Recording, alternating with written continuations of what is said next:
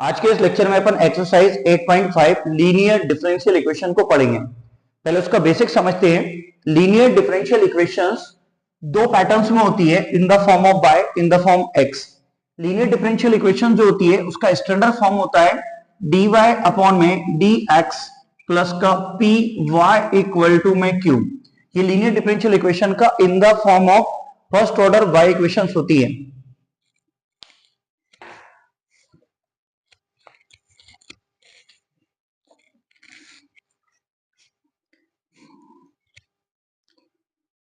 आज के इस वीडियो लेक्चर में अपन एक्सरसाइज 8.5 लीनियर डिफरेंशियल इक्वेशन को कंप्लीट करेंगे। लीनियर डिफरेंशियल इक्वेशन का सबसे पहले बेसिक समझते हैं। लीनियर डिफरेंशियल इक्वेशन दो पैटर्न्स में होती है। सबसे पहला पैटर्न होता है dy अपॉन dx प्लस का p बाय इक्वल टू में q। ये फर्स्ट पैटर्न होता है। इसको बोलते हैं linear differential equation of first order in the terms of y के टर्म्स में होती है। ये जो p q होते हैं, p और q रहते हैं, ये फंक्शंस ऑफ x होते हैं या फिर कांस्टेंट्स होते हैं। फंक्शन ऑफ x या फिर क्या होंगे, यहाँ पे कांस्टेंट टर्म हो सकती है। दूसरा चीज, आपको यहाँ पे अगर जैसे dx दी है तो आगे जितनी भी इंटीग्रेशन डिफरेंशिएशन करोगे सभी किसके फॉर्म में करना है, अपन को x के फॉर्म में करना है। आप इसके सॉल्यूशन में जो भी इंटीग्रेशन डिफरेंशिएशन यूज करेंगे सभी x के फॉर्म में करना है। दूसरी चीज, इसके अंदर जो y अपना फाइनल आंसर देना है वो किसके इक्वल टू देना है, y इक्वल टू देना है। तो linear differential equation in the form of y होती है, फर्स्ट ऑर्डर होती है। इसके लिए इसमें इंटीग्रेटिंग फैक्टर होता है, इंटीग्रेटिंग फैक्टर, जिसको सिंपली अपन क्या बोलते हैं, IF बोलते हैं, और इसको आप शॉर्ट फॉर्म में IF भी लिख सकते हो। इसका फॉर्मूला होता है e to the power p dx, e की पावर में p dx इसका फॉर्मूला होता है। यहाँ पे आपको लॉग का एक फॉर्मूला बहुत लगेगा कि e टू दी पावर अगर लॉग हो जाती है तो लॉग हट जाता है, केवल m बचेगा। आप इंटीग्रेशन करोगे, सिंपल से इंटीग्रेशन होती है। इंटीग्रेटिंग फैक्टर को शॉर्ट में IF भी बोलते हैं, e to the power p dx होता है। इट्स जनरल सॉल्यूशन, इसके जनरल सॉल्यूशन का जो फॉर्मूला होता है, इट्स का सिंपल, इसको सॉल्यूशन भी बोल देते हैं अपन। इसके जनरल सॉल्यूशन का फॉर्मूला अपने पास y इंटू में IF equal to integration q into IF dx plus c होता है। तो यहाँ पे अपने पास जब क्वेश्चन आएगा तो पहले ये इक्वेशन जो है in the form of y है, y के फॉर्म में लीनियर डिफरेंशियल इक्वेशंस होती है और एक x के फॉर्म में लीनियर डिफरेंशियल इक्वेशंस होती है। dy upon dx plus py equal to q। p और q यहाँ पे x के फंक्शंस होते हैं या फिर कांस्टेंट्स होते हैं। यहाँ पे अगर अपॉन में dx दिया है तो इसका मतलब है आगे जितने भी डिफरेंशिएशन इंटीग्रेशन आप करेंगे x के फॉर्म में करेंगे। सेकंड कंडीशन, यहाँ पे ऊपर बाय दिया है तो ये जो अपना फाइनल आंसर बनेगा वो बाय इक्वल टू इक्वेशंस लेके आनी है अपन को। इसके अंदर इंटीग्रेटिंग फैक्टर निकालते हैं, e to the power p dx होता है। p का dx के रिस्पेक्ट में इंटीग्रेशन, जैसे मैंने बताया था यहाँ dx दिया है तो आगे जो भी इंटीग्रेशन हो रहे हैं वो सब किसके रिस्पेक्ट में होंगे, x के रिस्पेक्ट में होंगे। यहाँ पे एक फॉर्मूला बहुत लगता है e to the power log m, और log होता है तो हट जाता है, सिर्फ m बचेगा। इसका जनरल सॉल्यूशन होता है y into IF equal to integration q into IF dx plus c। है तो नाम डिफरेंशियल इक्वेशन, पर डिफरेंशिएशन में भी क्या होता है, इंटीग्रेशन होते हैं। ये linear differential equation in the form of y। अब linear differential equation in the form of x करेंगे। अब linear differential equation in the term of x देखते हैं। ये इसका स्टैंडर्ड फॉर्म होता है dx upon dy equal to px equal to q। यहाँ पे जो p और q होते हैं वो हमेशा y के फंक्शंस होंगे या फिर कोई कांस्टेंट टर्म्स होगी।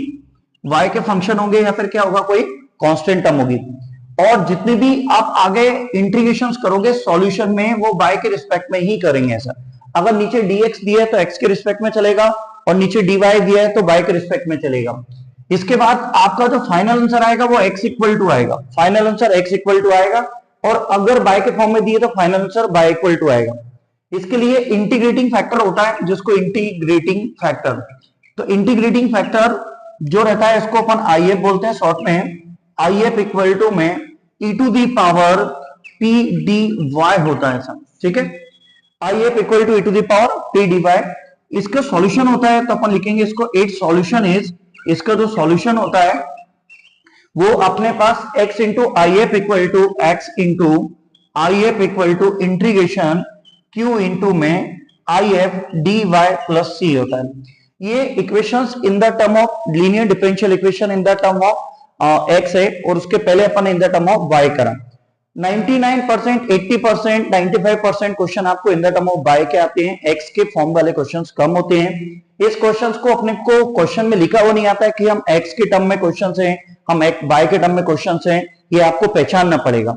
ये linear differential equation in the term of X है, यहाँ पे पी और क्यू जो होंगे वो वाई के फंक्शंस होंगे और कांस्टेंट होंगे। ऐसा आगे जितनी भी टर्म्स होंगी वाई के रिस्पेक्ट में डिफरेंशिएशन करेंगे, जो भी इंटीग्रेशन डिफरेंशिएशन क्वेश्चन में यूज होगा, डिफरेंशिएशन तो होता नहीं है, इंटीग्रेशन वो वाई के टर्म में ही होगा, और final answer x equal to देना है अपने को। ठीक, इसके बाद यहाँ पे अपने को integrating factor e to the power p dy x into I F equal to integration q into I F dy plus c, ये अपना इसका सॉल्यूशन होता है। अब दोनों तो कंपैरिजन भी बता देता हूं मैं आपको। Linear differential equation of first order in y, linear differential equation of first order in x, दोनों के जो स्टैंडर्ड फॉर्म होती हैं, जैसे y के फॉर्म में दिया है तो dy अपॉन dx प्लस का p y equal to q, ये इसका स्टैंडर्ड फॉर्म होता है। अगर x के फॉर्म में इक्वेशंस होती है तो dx अपॉन में dy प्लस का px इक्वल टू q रहता है। अब अगर अपने पास यहाँ पे आप देख पा रहे हैं कि अगर y के फॉर्म में होती है तो यहाँ भी y आता है, यहाँ भी y आएगा। x के फॉर्म में होती है तो दोनों प्लेसेस पर क्या आते हैं x, और जो यहाँ पे अगर y के फॉर्म में इक्वेशंस होती है तो जो p और q होते हैं या तो x के फंक्शंस होते हैं या फिर कांस्टेंट टर्म होती है। x के फंक्शंस होते हैं या फिर क्या होती है, कांस्टेंट टर्म।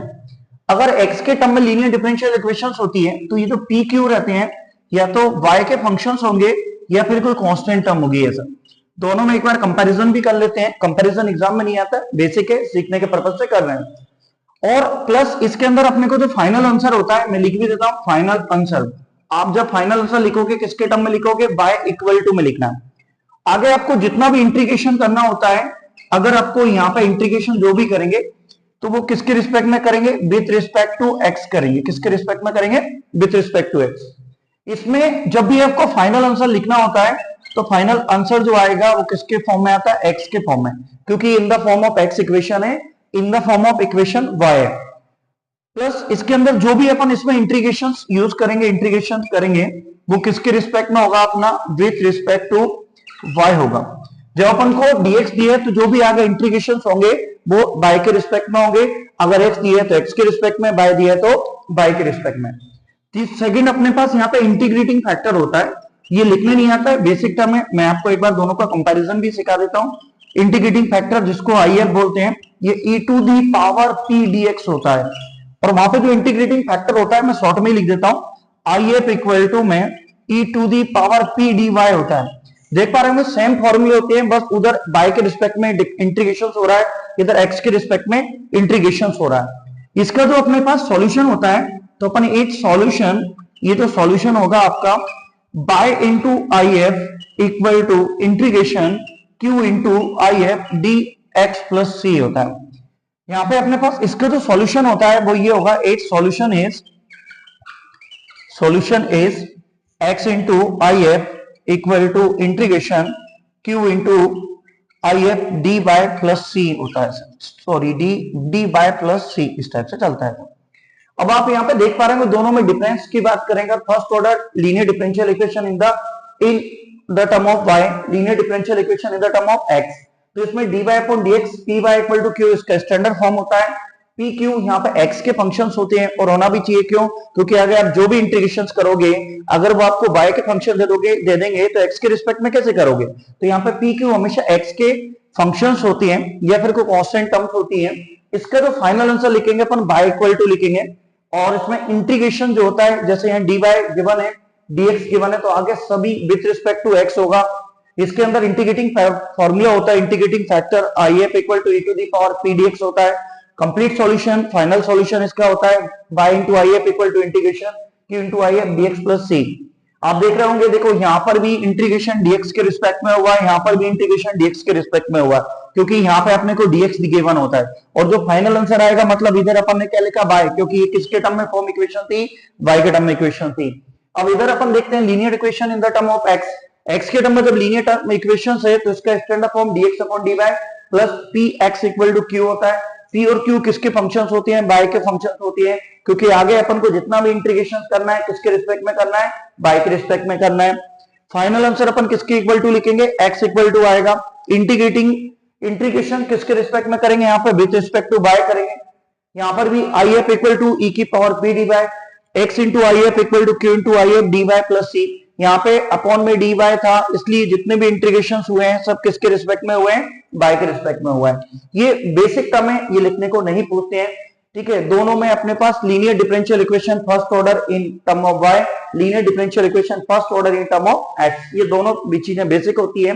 ना तो मैंने आपको इस लेक्चर में ये बताया कि ये कहां से आए हैं, इनका क्या करेंगे, बस ये बताया कि इनको अपन ने इस टाइम पे होती है।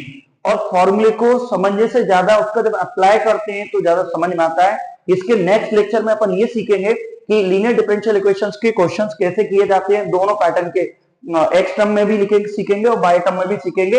एमएल अग्रवाल की जो बुक है एक्सरसाइज 8.1 को कंप्लीट करेंगे।